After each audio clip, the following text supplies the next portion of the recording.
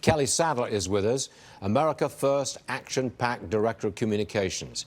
Kelly, as I sit here, I've got monitors on MSNBC, and I can see what they're covering.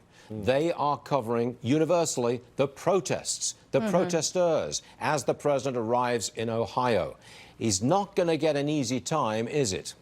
Well, not from the mainstream media, and surely not MSNBC. Just yesterday, or a couple nights ago, they were comparing the president to some neo-Nazi by saying when the flags get raised on the August 8th, on the, it's like some reference to Nazi Germany, doing some sort of numerology. They have gone off the deep end in their coverage, and they're only inspiring further divide and further hatred in this country, and it's too bad. But how do you counter it? You're a big-time Trump supporter. You run Trump money. What are you going to do about it? Well, the president doing what he's doing today, he's going out to these places that just experienced horrific mass shootings and offering his sympathies to the people, the family members of the victims, to the first responders who so heroically stepped in Dayton, Ohio, and alleviated what could have been even a worse situation by getting in there really fast and taking action.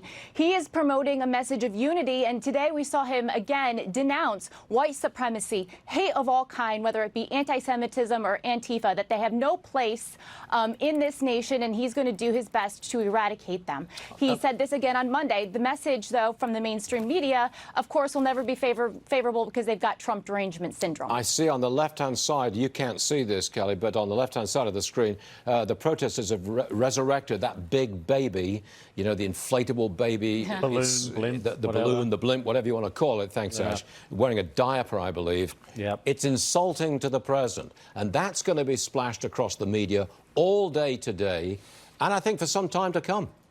Well, I think it's too bad, and I think the Democrat presidential candidates are also beyond the pale in making this a political argument. I mean, we had a Quinnipiac polling come out yesterday where 20 of these presidential candidates are polling below the margin of error. They are looking to opportunize, to politicize on this horrific tragedy in order to gain up and move up in the polling. We've already seen this with Beto O'Rourke. They're heightening their hateful rhetoric, their divisive rhetoric, and this is really irresponsible. We have Joaquin Castro basically put out a target list of Trump supporters and donors in El Paso with their names and where they're employed, so that what good is going to come out of that? That these people are going to be targeted for their political beliefs. We have got to grow as a nation and be better as this, and politicians and the mainstream media do bear some responsibility in this. Point taken. Kelly, thank you for joining us. Appreciate Thank it. you. We'll be watching that media all day long, and that's a fact. Thank you.